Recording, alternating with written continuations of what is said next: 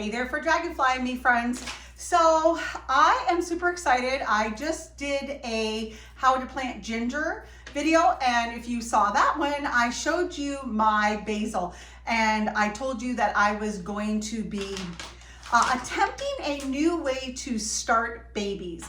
I saw this on an Instagram post from another farmer, and I thought, you know what? This is definitely worth trying. So first and foremost, if you're new here, I'm Jean Roman, and this is my YouTube channel for Dragonflies and Me. If you're watching this at my blog for dragonfliesandme.com, welcome, welcome, welcome. Be sure to subscribe. If you're here at YouTube, please smash that subscribe and like button so that YouTube will keep me high in the algorithm so people can watch my video. But I am so excited. I love basil. As any of you have watched me over the years, basil is one of my staples. I teach a class on how to make pesto. I actually taught it on Fox 2 several years ago from my cookbook, and which is available. You can see that at my website, my blog for dragonfliesandme.com. And that cookbook is called Lovingly Seasoned Eats and Treats. Almost 1,000 recipes, 100 of my own, over 500 pages.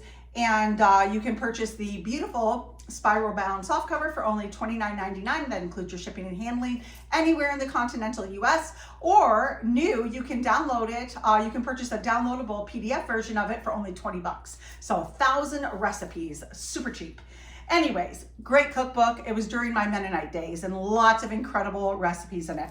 But we're gonna jump into this now. So what I saw in this video was they purchased these living plants, and I got these at Kroger, okay? I have been waiting and waiting and waiting for them to have their live plants. They usually have them in the vegetable section. And if you wanna get an early start in the spring, this is a great way to do it, to have fresh basil. Sometimes you can even get them in the winter, so that's great too, because basil is an annual, and it is not generally a plant you can bring indoors in the winter. So what I've done is I bought two actually, and what they showed us to do on this video is to snip off the top portion of the stem. So I've already done that to the few here. This is actually several plants. I'm gonna actually still try to trim these down and plant them, but I wanted to show you how I did this. So as you can see, there's actually 4 little plugs, and a plug, this is a plug. So when you go to a greenhouse, you know, you buy your little 4 packs. Well, this is that. So there's actually 1, 2, 3 basil plants in this plug with a total of several. And so what I'm gonna do is right there, so this is the first node, and you can kind of see where there's already 2 new little baby leaves, but these plants are so overgrown and they're so leggy because they have not been in direct sunlight. Anytime you have seedlings or plants that gotta reach for the sun, that's what they do. They grow long stems reaching for the sun instead of growing out bushy and full. So with basil, there's a couple ways you can get a bushier plant, and number one is by harvesting it properly. So if you missed my blog, and I believe that's a YouTube video as well, on my top 10 favorite herbs to grow and how to care for them, that link will be in the description below. So definitely want to check those out. But what I'm going to do is I'm going to snip this basil on an angle, and I'm actually going to take the larger outer leaves off and put those away. And I'm going to use them. I'm going to make some pesto. And I'm going to keep those ones. And you can see they've got a couple little baby leaves in the middle. So there's another one coming out here. So what I'm going to do with that is I'm going to stick it in. I got a few just little plastic containers. These are just food storage containers. I filled them up almost full with water. And I'm going to keep snipping these away. So here again, I'm going to take out the major leaves.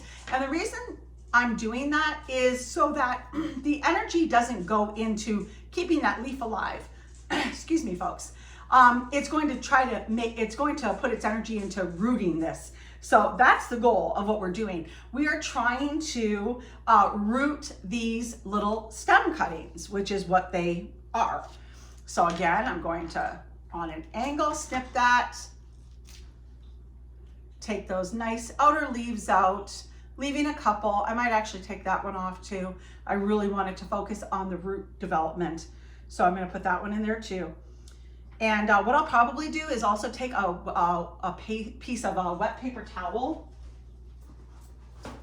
just like this, and kind of, I have like the half sections. I'm gonna fold that in half, and I'm gonna wet it, taking out some of the water, and then I'm gonna kind of put it across the top so that they don't fall and the moisture kind of stays in. It kind of acts like a little greenhouse. I'm gonna put a few more around that, and then I'm gonna take some pictures and share them with you.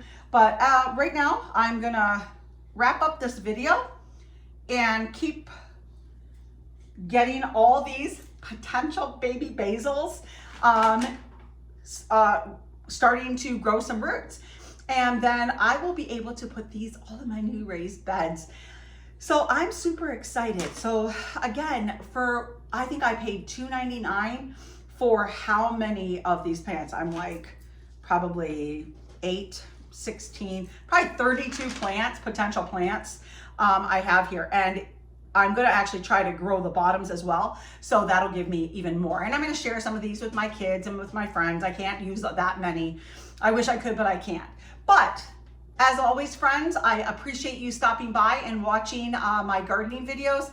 I do a lot of gardening, cooking videos here at my YouTube channel, but I also have my social media platforms on Facebook and Instagram where I put a lot of great, totally different content. And then I also have my podcast where I interview entrepreneurs and organizations that help entrepreneurs. And my guests are anywhere from having still a full-time job to, just doing their passion as a hobby, to where some have now got to a point where they were able to quit their day job and focus just on their business. So are you a young person that is wanting to maybe start a farm and you don't know how to do it or where to start, and you maybe want to grow vegetables or flowers and sell your stuff at a farmer's market? Believe me, I did it for years, and it is the happiest place to be, next to the greenhouse and the garden. But that's a great people on my podcast. You will get a lot of content out of it and great information. But I am going to ask you, if you enjoyed this video and you feel that you gleaned something from it, be sure to smash that subscribe and like button. And even better, plus that, leave me a comment. Let me know, have you ever done this? Have you had success? Was it a total fail? What do you think you did wrong? What do you think you did right?